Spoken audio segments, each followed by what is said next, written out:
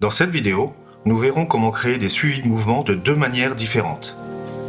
Bonjour et bienvenue sur ma chaîne. Aujourd'hui, nous allons voir deux manières différentes de créer un suivi de mouvement. Alors déjà, définissons ce qu'est un suivi de mouvement. Dans une vidéo, il peut y avoir des sujets en déplacement. Ce suivi permet de suivre cet objet et de lui accoler un texte ou un objet ou n'importe quoi, une photo, c'est vous qui décidez. Avec la première méthode, on verra comment le faire avec une fonctionnalité intégrée dans Filmora. Ça sera la technique la plus facile et la plus rapide, mais elle ne permet pas une grande personnalisation. Avec la deuxième méthode, on suivra un objet avec les images clés. Cela nous permettra d'avoir un suivi beaucoup plus fin et ça nous permettra également d'agrandir le texte. Par exemple, si un immeuble s'approche, on sera en mesure d'agrandir le texte afin de recréer un effet de perspective. Ceci est mon 55e tutoriel Filmora, donc abonnez-vous si ça vous plaît. Dans ma playlist Filmora, vous y trouverez plein d'astuces et de tutoriels de tout genre. Allez, passons maintenant à mon ordinateur et voyons ensemble la première méthode.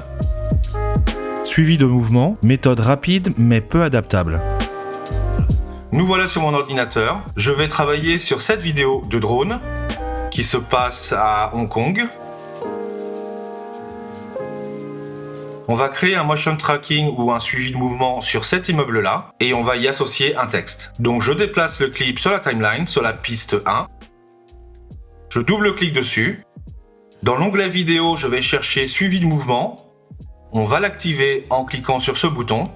Et là, on voit que sur notre droite est apparu un cadre que l'on peut modifier. Pour le modifier, on double-clique dessus, on le redimensionne et on le place sur l'immeuble que l'on souhaite suivre à un endroit contrasté.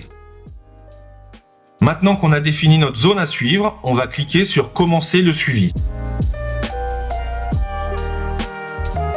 Et voilà, il a donc créé notre suivi de mouvement. D'ailleurs, ce liseré bleu indique qu'il y a un suivi de mouvement sur ce clip.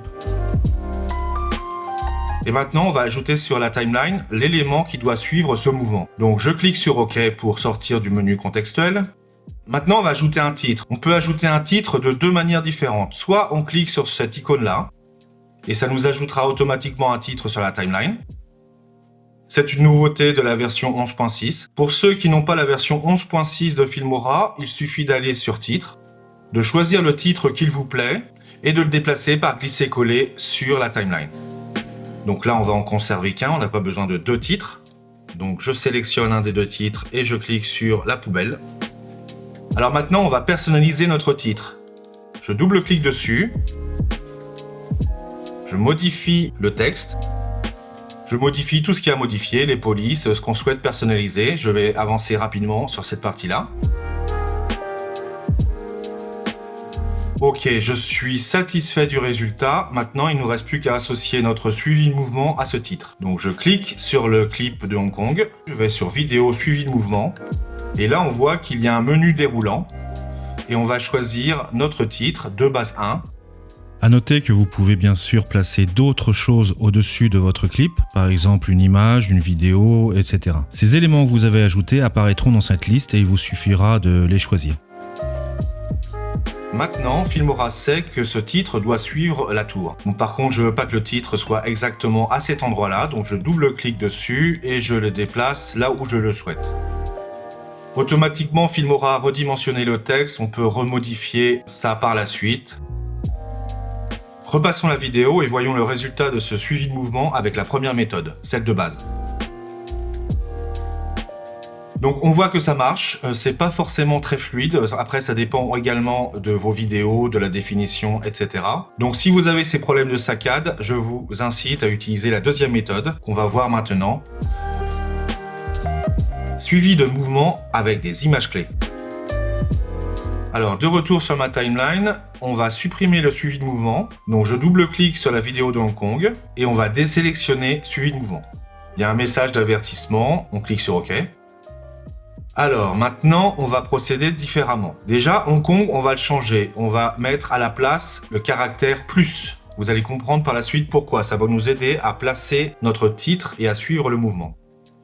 Je m'assure que la tête de lecture soit au début de la vidéo de Hong Kong. Je déplace le texte au-dessus de la tour. Et je m'assure qu'elle remplit la largeur de l'immeuble. Et qu'elle soit placée correctement, on peut utiliser des repères. Par exemple, je vais utiliser la limite entre la lumière du haut de l'immeuble et les immeubles en dessous. Donc là, je suis content de la position de mon plus. Je l'ai placé entre la lumière du haut de l'immeuble et un étage facilement reconnaissable. Mon texte est parfaitement positionné.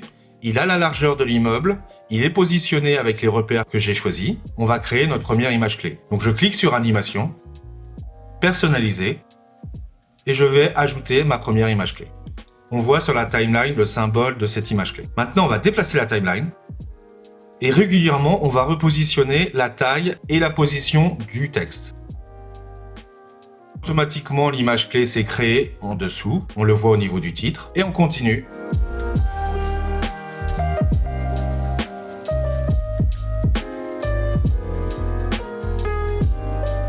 Ok, donc là, on a créé 6 images clés. Ça devrait être bon. Repassons la vidéo depuis le début.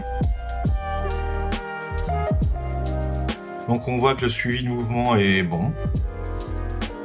Donc là, on voit qu'on a ajouté 6 images clés. On a modifié la position XY de notre titre et on a modifié également son échelle. On va transformer maintenant le plus et on va mettre le texte que l'on souhaite. Je double-clique sur le texte, je clique sur l'onglet texte et là, je tape Hong Kong. Je le place là où je souhaite et voyons ensemble le résultat.